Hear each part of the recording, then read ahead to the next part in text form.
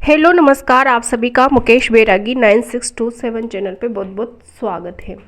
आज का अपना टॉपिक है एजुकेशन मैनेजमेंट पढ़ रहे हैं। उसमें आज का टॉपिक है संस्थागत नियोजन। ये शॉर्ट नोट्स के रूप में है और फर्स्ट ग्रेड के सभी स्टूडेंट्स के लिए उपयोगी है। तो पढ़ते हैं संस्थागत नियोजन। संस्थागत नियोजन यानी कि भावी कार्यक्रमों की बुद्धिमत्तापूर्ण तैयारी ही नियोजन है। ये किसने कहा था? जॉन मिलेट ने कहा था। नियोजन क्या है कि भावी कार्यक्रमों की बुद्धिमत्तापूर्ण तैयारी ही नियोजन है, जॉन मिलेट ने कहा था। संस्थागत नियोजन से अभिप्राय है संस्थागत नियोजन से अभिप्राय है कार्यों की उस सुव्यवस्था से है जिससे कि वह संस्था प्रगति पथ पर अग्रसर हो एवं निर्धारित उद्देश्यों की पूर्ति में सफल हो सके। इसके लिए जो भी कार्य योजना तय की जाती है वह सरल शब्दों में संस्थागत नियोजन है। यानी कि संस्थागत नियोजन किसे कहते हैं? तो संस्थागत नियोजन वह सुव्यवस्था है जिससे कि संस्था प्रगति पथ पर अग्रसर हो एवं निर्धारित उद्देश्यों की पूर्ति में सफल हो सके। इसके लिए जो भी कार्य योजना तय की जाती है वह सरल शब्दों में संस्थागत नियोजन है। विद्यालय स्तर पर राज्य द्वारा बनाई गई नीतियों के सफल क्रियान्वयन हेतु एक प्रभावी संस्थागत नियोजन की जरूरत होती है। यानी कि विद्यालय स्तर पर नीतियों को सफल क्रियान्वयन करने हेतु एक प्रभावी संस्थागत नियोजन की जरूरत होती है। परिभाषा है हैंस एवं मेसी के अनुसार कि शैक्षिक नियोजन शैक्षिक प्रबंधन का वह कार्य है। शैक्षिक नियोजन शैक्षिक प्रबंधन का वह कार्य है जिसके अंतर्गत वह क्या करेगा के संबंध में निर्णय लेता है और यह एक प्रकार की निर्णय प्रक्रिया है जिसका लक्ष्य भविष्य से संबंधित है। यानी कि हैंस एवं मेसी के अनुसार शैक्षिक नियोजन प्रबंध वह कार्य है जिसके अंतर्गत वह क्या करेगा के संबंध में निर्णय लेता है और यह एक प्रकार की निर्णय प्रक्रिया है जिसका लक्ष्य भविष्य से संबंधित है। अगली परिभाषा है E.W. फ्रैंकलिन के अनुसार संस्थागत नियोजन शिक्षा सुधार की यात्रा में एक मील का पत्थर है। इंपॉर्टेंट है परिभाषा कि E.W. फ्रैंकलिन ने कहा कि संस्थागत नियोजन शिक्षा सुधार की यात्रा में एक मील का पत्थर है। अगला है संस्थागत नियोजन का प्रारंभ कब हुआ? तो सबसे पहले 1952-53 ईस्वी में संस्थागत नियोजन का प्रारंभ 1952-53 ईस्वी में सर्वप्रथम संस्थागत नियोजन की सिफारिश मुदालियार शिक्षा आयोग ने की और इन्होंने विद्यालय समन्वयन योजना नाम रखा। यानी कि सबसे पहले मुदालियार आयोग के द्वारा इसकी सिफारिश की गई और इसका नाम क्या रखा? तो समन्वयन योजना रखा गया। 1964-66 में शैक्षिक योजनाओं को सफल बनाने की शुरुआत कोठारी शिक्षा आयोग की सिफारिशों के बाद आरंभ हुई थी। यानी कि 1964-66 में शैक्षिक योजनाओं को सफल बनाने की शुरुआत कोठारी शिक्षा आयोग की सिफारिशों के बाद आरंभ हुई थी। 1968 में राजस्थान में संस्थागत नियोजन को सर्वप्रथम अपनाया गया था। तो राजस्थान में सबसे पहले संस्थागत नियोजन को कब अपनाया गया था? तो 1968 में अपनाया गया था और 1972-73 से यहाँ के प्रत्येक प्राथमिक, उच्च प्राथमिक और उच्च माध्यमिक विद्यालय के विद्यालय योजना एक अनिवार्यता बन गई है। यानी कि अनिवार्य रूप से राजस्थान में 1972-73 में संस्थागत नियोजन को अपनाया गया विद्यालय योजना के रूप में। नोट है एक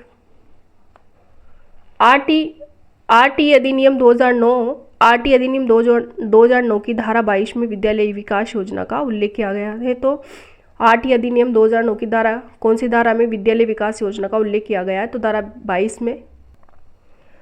यानी कि नियोजन की आवश्यकता, तो नियोजन की आवश्यकता क्यों पड़ी? तो संगठन की सफलता के सुनिश्चय हेतु नियोजन की आवश्यकता है। यानी कि संगठन की सफलता के सुनिश्चय हेतु नियोजन की आवश्यकता है। धन, समय व प्रयास की बचत हेतु भी नियोजन की आवश्यकता है। समस्या समाधान करने के लिए नियोजन की आवश्यकता होती है और कुशल एवं प्रभावी नियोजन के लिए भी नियोजन की आवश्यकता होती है। सफल परिणामों के क्रम निर्धारण हेतु नियोजन की आवश्यकता होती है। और संस्थागत नियोजन के उद्देश्य है जैसे शैक्षणिक व्यवस्था में सुधार करने हेतु संस्थागत नियोजन के उद्देश्य है कि शैक्षणिक व्यवस्था में सुधार करना, उचित निर्देशन प्रदान करना।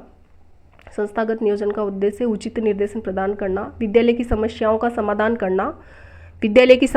समाधान करना, सहशैक्षिक गतिविधियों का प्रभावी बनाना, यानी कि प्रभावी आयोजन, सहशैक्षिक गतिविधियों का प्रभावी आयोजन, मानवीय तथा भौतिक साधनों का समुचित प्रयोग करना, मानवीय तथा भौतिक साधनों का समुचित प्रयोग करना और उपलब्ध संसाधनों का अधिकाधिक उपयोग करना। उपलब्ध संसाधनों का अधिकाधिक उपयोग करना ये संस्थागत नियोजन के प्रमुख उद्देश्य है।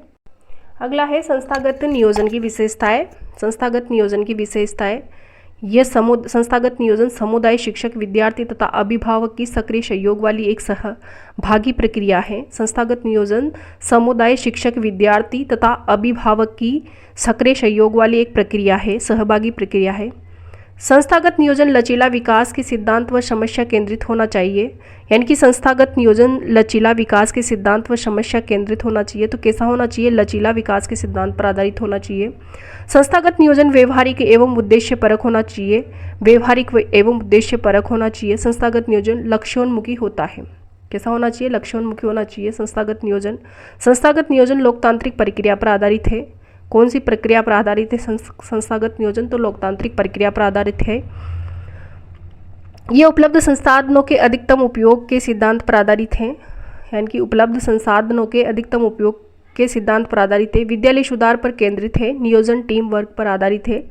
यानी कि टीम वर्क पर आधारित है संस्थागत नियोजन। संस्थागत नियोजन योजना के निर्माण के चरण या सोपान। संस्थागत योजना निर्माण के चरण या सोपान, ये इम्पोर्टेंट है। ये अभी संस्कृत एजुकेशन फर्स्ट ग्रेड के पेपर में आ चुका है 2024 में। यानी कि सबसे पहला चरण है संस्थागत योजना निर्माण का। आवश्यकताओं का सर्वेक्षण, विभिन्न संसाधनों एवं सामग्री का आकलन। आवश्यकताओं का सर्वेक्षण, विभिन्न संसाधनों एवं सामग्री का आकलन। योजना निर्माण, योजना की क्रियान्विति और योजना का मूल्यांकन। आवश्यकताओं का सर्वेक्षण, विभिन्न संसाधनों एवं सामग्री का आकलन, योजना निर्माण, योजना की क्रियान्विति और योजना का मूल्यांकन। विद्यालय योजना निर्माण के क्रमिक चरण है। जैसे कार्यक्रम का नाम,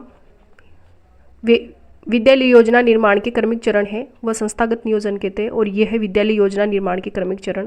सबसे पहले है कार्यक्रम का नाम, और फिर प्रभारी व सहयोगी, वर्तमान स्थिति, आवश्यकता, उपलब्ध संसाधन, लक्ष्य और अवधि, क्रियान्विति के चरण और मूल्यांकन। इसमें 9 चरण हैं।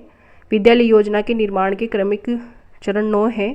जैसे कार्यक्रम का नाम और प्रभारी व सहयोगी, वर्तमान स्थिति, आवश्यकता, उपलब्ध संसाधन, लक्ष्य, अवधि, क्रियान्विति के चरण और मूल्यांकन। विद्यालय योजना का प्रारूप 3 खंडों में विभाजित किया गया है। तो विद्यालय योजना का प्रारूप कितने खंडों में विभाजित किया गया है? 3 खंडों में। प्रथम खंड में सामान्य परिचयात्मक सूचनाएं आती है। द्वितीय खंड में गत सत्र की योजनाएं आती है।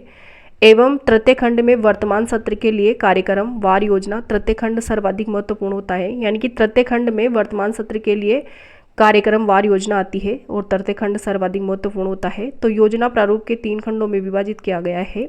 विद्यालय योजना के प्रारूप को कितने खंडों में? तो 3 खंडों में, प्रथम खंड, द्वितीय खंड और तृतीय खंड। संस्थागत नियोजन की प्रक्रिया है जैसे विश्लेषण करना, फिर सर्वेक्षण, सुधार कार्यक्रम, क्रियान्वयन और मूल्यांकन। यानी कि विश्लेषण में यानी वर्तमान स्थिति का विश्लेषण किया जाता है। जैसे कि संस्था का भवन, उपकरण व फर्नीचर की पर्याप्तता, लेबोरेटरी या फिर स्टाफ की जरूरत या परीक्षा तंत्र या परीक्षा प्रणाली, इसमें विश्लेषण किया जाता है। और सर्वेक्षण में स्टाफ, उपकरण, परीक्षा परिणाम आदि के आंकड़े एकत्रित किए जाते हैं और उस पर सर्वेक्षण किया जाता है। सुधार कार्यक्रम के अंतर्गत संस्था के लिए उपयोगिता से संबंधित वित्तीय संभावना, इनसे सुधार किया जाता है। क्रियान्वयन किया जाता है। क्रियान्वयन सुधारात्मक कार्यक्रमों का क्रियान्वयन किया जाता है। जैसे उपलब्ध संसाधनों का उपयोग किस हाल में किया जा सकता है और सभी के मध्य, स्टाफ के मध्य सहयोग कैसा होना चाहिए, तो इस स्तर पर क्रियान्वयन किया जाता है। कार्यक्रम का कार्यक्रम का शेड्यूल बनाया जाता है क्रियान्वयन के अंतर्गत। फिर मूल्यांकन किया जाता है। तो विश्लेषण, सर्वेक्षण, सुधार कार्यक्रम, क्रियान्वयन, मूल्यांकन, ये संस्थागत नियोजन की प्रक्रिया के।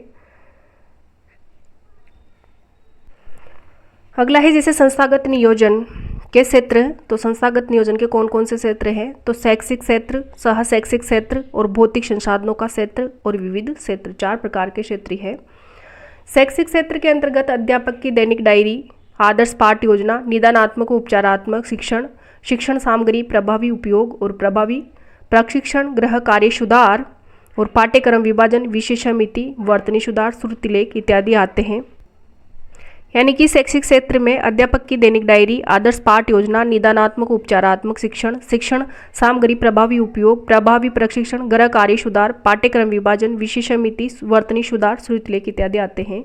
सहशैक्षिक क्षेत्र में सबसे पहले प्रार्थना सभा, उत्सव व जयंतियाँ, एनसीसी और scouting, eco club, SPW camp, PTM और एमटीएम, खेलकूद व्यवस्था और बुक बैंक इत्यादि आते हैं। ये प्रार्थना सभा वाला क्वेश्चन आया था 2024 में।